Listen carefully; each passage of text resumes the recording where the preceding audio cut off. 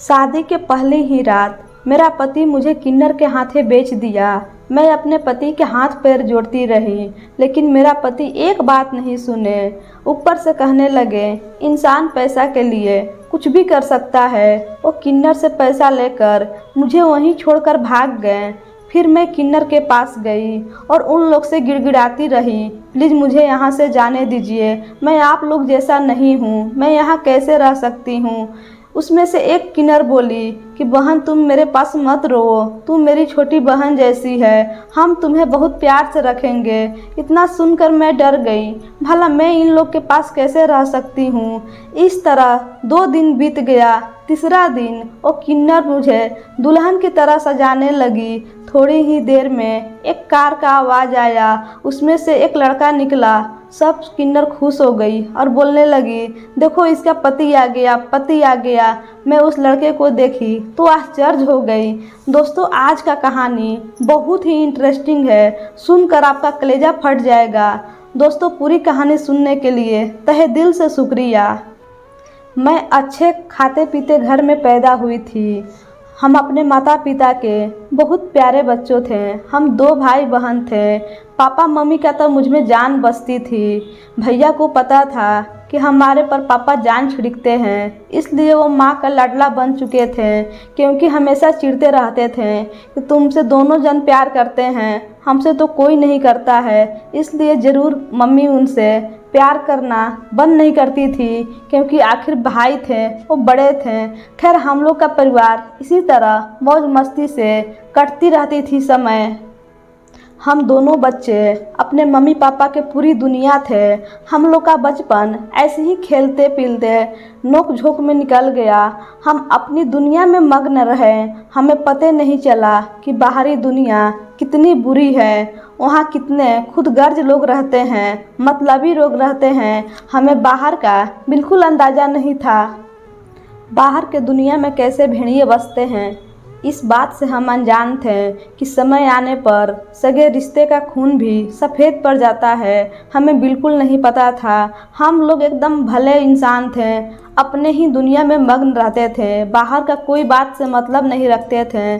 खैर, हम लोग ज़्यादा अमीर तो नहीं थे, लेकिन मिडिल क्लास में रहते थे। मेरे पापा का उतना इनकम रहता था कि हम दोनों बच्चा का अच्छा से पालन पोषण पढ़ाई लिखाई करते थे। मेरी मम्मी नॉर्मल एक घर में हाउस वाइफ थी। उनका अपना पूरा लाइफ हम दोनों को देखभाल करने में ही बिताई थी। मेरी मम्मी बहुत ही संस्कारी और घरेलू औरत थी। मैं इस समय इंटर पास करके बीए फर्स्ट ईयर में एडमिशन कराई थी। पढ़ने का तो मुझे शुरू से भी शौक़ था और मैं जी जान लगाकर पढ़ रही थी। मेरे पढ़ाई को देखते हुए मेरे पापा भी मुझे पढ़ाई में कोई रुकावट नहीं किए थे। और भैया मेरा फाइनल ईयर करके निकल गए थे कॉलेज से, और वो पढ़ाई के साथ साथ एक छोटी मोटी नौकरी भी करते थे। वो अपना खर्चा खुद निकाल लेते थे। लेकिन मेरा भाई अपना इस ज़िंदगी से खुश नहीं थे। उन्हें अमीर बनने का बहुत शौक़ था। वो इस ज़िंदगी से तंग आ गए थे। बोल रहे थे दुनिया में एक से एक अमीर लोग हैं, हम लोग तो उन लोग के आगे कुछ भी नहीं है। मेरी मम्मी बोलती थी, बेटा हौसला रखो, हमें भी अच्छा दिन आएगा। मेरा भैया इधर उधर हाथ पैर मारते रहते कि कब मुझे सरकारी नौकरी मिलेगी और मैं भी अच्छा खासा पैसा कमाऊँगा। मेरी मम्मी मेरे भैया को हमेशा सिखाते रहती कि बेटा सपना देखना अच्छा बात नहीं है, सपने को पूरा करना अच्छा बात होता है। तुम सपने मत देखो, सपने को पूरा करने का कोशिश करो। मेरी मम्मी हम दोनों को अच्छा संस्कार देकर पाली थी। खैर, इस तरह समय बीतते गया। अब मैं 22 साल की हो चुकी थी। अब मेरे लिए मम्मी शादी के लिए तैयार हो रही थी, कहीं शादी कर देंगे। लेकिन पापा इस बात से नहीं मान रहे थे। पापा का कहना था कि जब तक अपने पैर पर खड़ा नहीं हो जाएगी शादी नहीं करेंगे। लेकिन मेरी मम्मी बोलती थी कि ज़िंदगी का क्या भरोसा है, शादी ब्याह करके अपने घर में रस बस जाएगी, इससे अच्छी बात क्या हो सकता है। देखते ही देखते मेरे लिए एक बहुत अच्छा रिश्ता आ गया। वो रिश्ता जो हम लोग उसके कुछ नहीं थे सामने, लड़का विदेश में रहता था और बहुत अच्छा खासा पैसा कमाता था। उन लोग कहते थे कि मेरा लड़का बोलता है कि वो आप ही की लड़की से शादी करेगा, उसे वो कॉलेज में देख लिया है, पढ़ाई में भी ठीक लड़की है। इसलिए मेरे पापा लेकिन इस रिश्ते से खुश नहीं थे। वो डरते थे कि इतना अमीर घर में शादी कर देंगे, कहीं मेरी लड़की उस घर के काबिल नहीं निकली तो क्या होगा। मेरी मम्मी तो खैर खुश थी। मम्मी को कहना था कि भगवान हमारी लड़की को जो हम सुख नहीं दे पाए वो अपने ससुराल में सुख भोगेगी, इसलिए हमें अच्छा रिश्ता आया है, हमारी लड़की का नसीब अच्छा है। लेकिन मेरे पापा डरते थे कि न जाने क्या मेरा लड़की उस घर में सेट कर पाएगी कि नहीं कर पाएगी, क्योंकि वो लोग बहुत अमीर लोग हैं, रईस लोग हैं। मेरा पापा फिर धीरे धीरे मेरे मम्मी पापा को मना ली और उस लड़के वालों से हाँ बोल दी। कुछ ही दिन बाद वो लड़का वालों मेरे घर में मुझे देखने के लिए आए और सब ओके हो गया। शादी का डेट रखाया था कि लड़का विदेश चला गया। फिर मेरे मम्मी बोली कि हम जल्दी शादी फिर कर देते हैं, डेट बढ़ाने से क्या फ़ायदा। तो लड़कों वाले की मम्मी बोली कि नहीं, मेरा जब तक लड़का आ नहीं जाता है मैं शादी कैसे करती हूँ। से कुछ दिन इंतज़ार कीजिए, मेरा लड़का आएगा फिर हम चट मंगनी कर देंगे। मंगनी तो कर दिए हैं, शादी फट से कर देंगे। फिर मेरी मम्मी सोची कि ठीक है, थोड़ा सा मुझे भी टाइम मिल गया और मेरा मम्मी मन ही मन भैया के लिए लड़की ढूंढने लगी कि मेरा लड़की चल जाएगी तो घर सुनसान पड़ जाएगा, कोई ना कोई घर में रहना चाहिए, मुझे टाइम मिल गया है। भैया तो शादी के लिए ना बोल दिए थे, लेकिन मम्मी ज़बरदस्ती उन्हें मना दी थी। लास्ट में भैया को मम्मी का बात मानना पड़ा, वो मान लिए और भैया का शादी मेरे शादी से पहले हो गया था। भाभी बहुत ही अच्छी थी, बहुत सुशील संस्कारी थी, हम लोग को बहुत ख्याल रखती थी, बिल्कुल मेरी सहेली जैसा। मेरी मम्मी पापा कभी अपने मम्मी पापा मानती थी। भैया भी मेरे इस शादी से बहुत खुश थे। एक दिन मेरे भैया भाभी घूम के आ रहे थे, मेरी मम्मी भी बोली कि हम लोग भी साथ में चलते हैं सब घूमने। तो भैया भाभी घर में थे और मम्मी पापा घूमने जा रहे थे। कुछ दूर पहुंच गए थे, अचानक मेरे पापा का कार का एक्सीडेंट हो गया। माँ और पापा अचानक वहीं रोड पर ही डेथ कर गए। दोनों लोग कोई मौका नहीं दिए हॉस्पिटल जाने का। अब तो मेरे ऊपर कयामत टूट गया था, क्योंकि मैं अपने मम्मी पापा का लाडली बेटी, मुझे इस दुनिया में छोड़कर चले गए थे। मैं वहां पहुंची और चीखें मार मार के रो रही थी, लेकिन मेरे चीखें सुनने वाला मेरे मम्मी पापा गहरी नींद में चले गए थे। शायद वो अब कभी नहीं उठ पाएंगे, मर चुके थे वो लोग मुझे छोड़कर इस दुनिया में। मेरा तो बुरा हाल था रो रो के, क्योंकि मैं अपने मम्मी पापा पर जान छिड़कती थी। मुझे बहुत गर्व था कि मैं अपने पापा की प्यारी बेटी हूँ। मेरे पापा मेरा हर सपना पूरा करते थे, बिन मांगे मेरी ज़रूरत पूरा कर देते थे। अब मैं पापा के बिना इस दुनिया में कैसे रहूँगी। माँ पापा बेटा बेटी का एक दुख छाया होते हैं, अब उनका सर से मैं कैसे रहती बिना पापा के छाया से। मैं रो रो के बुरा हाल था। फिर भैया और भाभी वहाँ पहुँचे, किसी तरह मुझे संभाल कर घर ले आए। भैया भाभी मुझे बहुत प्यार करते थे। कुछ दिन तक तो उन लोग का प्यार बहुत अच्छा रहा, लेकिन धीरे धीरे अब भाभी का रवैया बदल रहा था। भैया तो दिन भर काम में ड्यूटी में रहते, लेकिन भाभी दिन भर मेरे से काम करवाती, पूरा पूरा काम मेरे से करवाती और अपने चुपचाप बैठकर मोबाइल देखते रहती थी। अब तो भैया का भी रवैया धीरे धीरे बदल रहा था। अब वो भाभी का ही साइड लेता। भैया का बिल्कुल एहसास नहीं हो रहा था कि मुझे मम्मी पापा कितने प्यार से पाले हैं, उनकी लाडली बेटी का अब क्या दुर्दशा हुआ है। हम हर रात बिना रोए नहीं सोते थे, क्योंकि मुझे मम्मी पापा का बहुत याद खलती थी कि यही वो घर है जो मुझे परी बना कर मेरे मम्मी पापा पाले पोसे थे। पापा का जाते ही अपनों का रंग कैसे सफ़ेद पड़ जाता है, मुझे आज पता चला था। मैं बहुत रो रही थी। एक दिन मेरे भैया का ऑफिस में ट्रांसफ़र हो गया और वो किसी काम के लिए मुंबई जाने लगे। तो मुंबई में मेरे भाभी भी जिद कर ली कि मैं भी आपके साथ चलूँगी। मेरे भैया बोले कि घर में फिर इसका कौन देखभाल करेगा। फिर बोले कि इसका शादी जल्दी से कर देते हैं। भैया मेरे ससुराल फ़ोन किए और बोले कि प्लीज़ आप लोग जल्दी शादी कर लीजिए, मेरा ट्रांसफ़र हो गया है, मैं यहाँ से जा रहा हूँ। तो वो लोग बोले कि मेरा जब तक बेटा नहीं आ जाएगा दुबई से, मैं कैसे इसका शादी कर सकता हूँ। फिर मेरे भैया बोले कि नहीं, हमको तो जल्दी से करना होगा किसी न किसी हाल में, क्योंकि हम इतना झंझट नहीं पाल सकते हैं। एक सप्ताह बाद भैया और भाभी मेरा शादी कहीं और तय कर दिए और महीने के अंदर में ही मेरा शादी का डेट रखा गया। और शादी के धूमधाम से करने का तैयारी नहीं, नॉर्मल इसी तरह कर रहे थे। मेरे माँ पापा का रिश्ता की गई। भैया को तोड़ने में थोड़ा सा भी बुरा नहीं लगा कि मम्मी पापा कितना अच्छा से मेरा रिश्ता तय कर दिए थे, थोड़ा दिन इंतज़ार कर लेता तो क्या होता। दूसरा जगह रिश्ता तय करने में मेरा भैया मेरे से पूछना तो दूर, मुझे भनक तक भी नहीं लगने दिया कि वो मेरा पहला रिश्ता तोड़कर दूसरा रिश्ता कर दिया है। जब मेरे ससुराल वालों को पता चला कि मेरा रिश्ता कहीं और तय कर दिया गया तो वो लोग आए और बहुत हंगामा भी किए थे, लेकिन मेरा भाभी उन्हें डांट फटका कर घर से निकाल दी, बिल्कुल घर में नहीं घुसने दी, क्योंकि मेरे भाभी के आगे किसी का नहीं चलती थी। मेरे भाभी अब भैया अब मेरे प्रति पता नहीं क्यों मनमुटाव कर लिए थे। जब तक मम्मी थी बहुत प्यार करते थे, मम्मी पापा के मरने के बाद ही असली रूप में आ गया था भैया और भाभी। मुझे फूटी आँख से देखना पसंद नहीं करते थे, जबकि मैं भाभी का पूरा काम करती थी, बहुत प्यार से भाभी से रहती थी, फिर भी भैया भाभी की मैं आँख में चुभती रहती थी।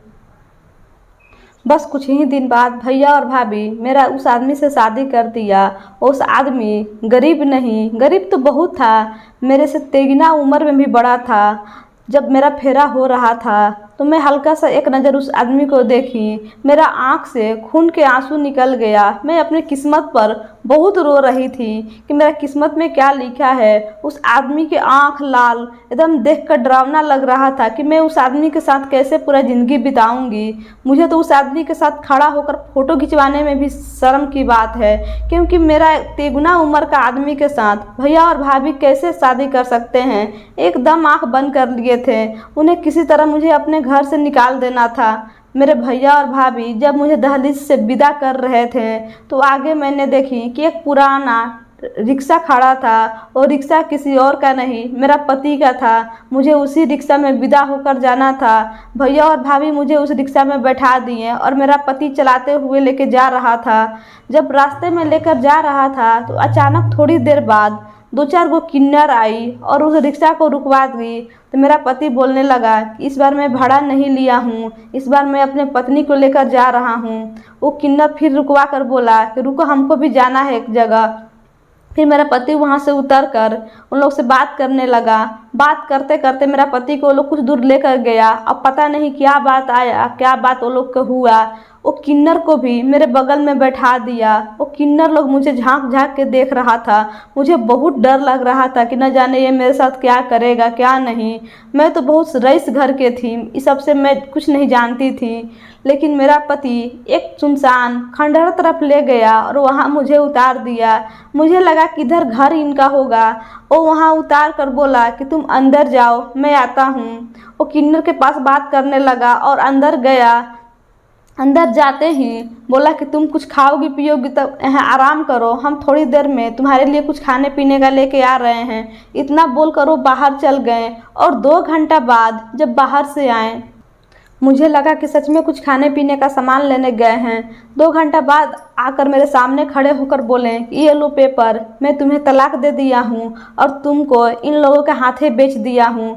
ये बात सुनते ही मेरा दिल फट गया कि ये कैसा पति है। अपनी नई नवेली दुल्हन, शादी के फर्स्ट दिन है अभी, आज मुझे किन्नर के हाथे बेच दिया। हम बोले कि आप कैसा मर्द हैं, आपको थोड़ा सा भी शर्म नहीं आ रहा है कि अच्छे घर की लड़की को लाकर आप किन्नर के हाथे बेच रहे हैं। फिर वो मुस्कुराते हुए कहा कि इंसान पैसा के लिए कुछ भी कर सकता है। मैं अपने पति के हाथ पैर जोड़ती रही कि प्लीज़ मेरे साथ ऐसा मत करिए, मेरे घर जाकर मुझे छोड़ दीजिए, भले आपको नहीं रखना है तो कोई बात नहीं। लेकिन मेरा पति मेरा एक बात नहीं सुने, मुझे उस किन्नरों के हाथे बेचकर वहाँ से पैसा दिखाते हुए मुझे वहीं छोड़कर भाग गए। फिर मैं वो किन्नर के पास गई और उन लोग से गिड़गिड़ाती रही कि प्लीज़ मुझे अपने घर जाने दो, मैं आप लोग जैसा नहीं हूँ, मैं यहाँ नहीं रह सकती हूँ। वो लोग बोले कि देखो तुम रो मत, तुम तो हमारी बहन जैसी हो, हम तुम्हें कुछ नहीं करेंगे, तुम्हें बहुत प्यार से रखेंगे। ये बोलकर वो लोग अपने पास रखने लगा। मैं मन ही मन बहुत रोने लगी कि मेरा क्या दशा हो गया, मैं कहाँ क्या थी मम्मी पापा के ज़िंदगी में, अब मैं कहाँ आकर हूँ सिर्फ अपने भाई के गलती के वजह से। जब मम्मी पापा थे तो वहीं भाई मेरे को पलक पर बिछा कर रखते थे। मम्मी पापा के मरने के बाद मेरा क्या हाल हो गया। मैं ऐसे ही रोते रोते अचानक कब मेरी आंख लग गई, मैं सो गई। कहा जाता है ना कि सूली पर नींद भी आ जाता है, वही हाल था। मैं 2-3 दिन से तो अच्छा से सोई नहीं थी। वहाँ पेड़ के छाँव में बैठकर मैं धीरे धीरे रोते रोते पता नहीं कब गहरी नींद में चल गई। जब उठी तो देखिए कि शाम हो गया है और किन्नर इधर उधर बनाने का लकड़ी चुन चुन कर बंदोबस्त कर रहा था। और वो लकड़ी चुन चुन के एक ईंटा खड़ा करके वहाँ खाना बना रहा था। 1-1.5 घंटा बाद मुझे भी वो लोग जो खाता है वहीं खाना लेकर आया और बोला कि खा लो, तुम मेरी छोटी बहन जैसा हो, तुम रोएगी तो मेरा दिल फट रहा है, हम तुम्हें कुछ नहीं करेंगे। उन लोग के बात से लग रहा था कि वो लोग मेरे को कोई हानि पहुंचाएगा नहीं, क्योंकि बात वो लोग बहुत प्यार से कर रहा था। यहाँ तक कि मुझे छू भी नहीं रहा था। वो लोग किन्नर लोग बड़ी प्यार से रख रहा था। एक किन्नर मुझे एक सस्ता कपड़ा खरीद के लाया और बोला कि कपड़ा तुम चेंज कर लो, तुम्हें ये सब भारी लग रहा होगा। मैं वो थोड़ी ही देर में उसका बात मानकर और कपड़ा चेंज करने अंदर गई तो मकान तो बाहर से टूटा फूटा था लेकिन अंदर में बहुत अच्छा था। मैं वहीं कपड़ा चेंज करके वहीं बैठ के फिर रोने लगी। न जाने मेरा नसीब में क्या लिखा है। थोड़ी ही देर बाद वो किन्नर मेरे लिए भी खाना लाया और बड़ी प्यार से बोला खा लो। मैं उसका मान रखते हुए थोड़ा सा खाना खाई और खा के फिर छोड़ दी। मैं अब अपने ज़िंदगी से समझौता कर ली थी कि चाहे कुछ भी हो जाए, अब अपना ज़िंदगी किन्नरों के हाथे हम छोड़ दिए थे। ये लोग जो करेगा करेगा, क्या करेंगे, लास्ट में मरना होगा मर जाएंगे। अब मेरा शादी का 2 दिन बीत चुका था। तीसरा दिन वो किन्नर लोग मुझे दुल्हन की तरह सजाने लगा और बोला कि आज तेरा इस ज़िंदगी से समझौता हो जाएगा। तुम समझो कि हम तुम्हारे लिए अच्छा ही कर रहे हैं। मैं भी वो जैसे जैसे वो लोग बोल रहा था मैं वैसे ही कर रही थी, क्योंकि और मैं कर क्या सकती थी, मेरा कोई तो वहाँ पर था नहीं अपना। मैं भी दुल्हन जैसा सज गई। थोड़ी ही देर में शाम हुआ तो एक गाड़ी का आवाज़ आया। उस गाड़ी से एक स्मार्ट लड़का निकला और मेरे आगे आकर खड़ा हो गया। अपना नाम शेखर बताया। शेखर नाम सुनते ही मेरा दिल झूम उठा और हमें लगा कि अब मेरे लग रहा है कि ज़िंदगी में रोशनी आ गया। वो बोला कि हम तुम्हारे मंगेतर हैं। इतना सुनते ही सच में मेरा दिल खुशी से झूम उठा था। बोला कि जिस रात तेरे भैया और भाभी तुम्हारा शादी कर रहे थे, मेरे मम्मी पापा वहाँ पर गए थे। वो वहाँ से मेरे को फ़ोन किए और बोले कि उसका भैया भाभी एक टैक्सी वाला से शादी कर रहा है। वो टैक्सी वाला शादी करके उसको कहीं मोटा रकम में बेचने जा रहा था। तो मुझे अपने जहाँ दुबई रहते हैं वहाँ से एक मेरे मोहल्ले में किन्नर लोग नाचता उचता है, मैं उसे फ़ोन किया और बोला कि उस टैक्सी से जाकर टैक्सी वाला से मेरे मैडम को ख़रीद लेना। जितना भी रकम वो मांगेगा तुम लोग दे देना। किसी तरह 2-3 दिन तुम लोग संभाल के रखो अपने पास। मैं जैसे ही आऊँगा इज्जत से शादी करके उसे अपने घर ले जाऊँगा। मैं ही किन्नर लोग को भेजा था तुम्हें इज्जत से रखने के लिए। इतना सब सुनते ही मुझे अपने पति पर गर्व हो गया कि मेरे मम्मी पापा का चुना हुआ फैसला कितना सही रंग लाया। और भैया मेरा ज़िंदगी तो नरक बना दिया था। मुझे मेरा पति मेरा हाथ थामते हुए बोला कि क्या तुम मेरा पूरा लाइफ साथ दोगी, मेरे से शादी करोगी। मैं इतना सुनते ही उसके चौड़े सीधे सीने से लग गई और बहुत तड़प तड़प के रोने लगी कि आप तो मेरे ज़िंदगी में रौनक कर दिए। कहाँ मेरा ज़िंदगी तो नरक बन गया था, आप समाज में खड़ा होने के लायक कर दिए हैं। मैं आपको कभी कुछ गद्दारी नहीं करूँगी, पूरी ज़िंदगी आपकी गुलामी करूँगी। यह सब सुनकर मेरा पति बोले कि पागल ऐसे मत बोलो, मैं तो शुरू से तुम्हें पसंद करता हूँ और तय कर लिया था कि शादी करूँगा तो तुम्हें से ही करूँगा। तुम्हें कॉलेज में पढ़ते समय से मैं तुम्हें पसंद करता हूँ। मेरा पति शादी कर लिया मंदिर में जाकर और अपने घर ले गया। घर में भी मेरे को सब लोग बहुत प्यार करने लगे। उनके मम्मी पापा भी मुझे बहुत अपना बहू जैसा मान रहे थे, इज्जत से रखने लगे। तो दोस्तों आज का ये कहानी कैसा लगा कि दुनिया में अगर माता पिता नहीं है तो अपना भाई भाभी का भी रंग सफ़ेद पड़ जाता है। कहा जाता है कि अगर किसी का कोई सहारा नहीं है तो कोई सहारा नहीं बनता है।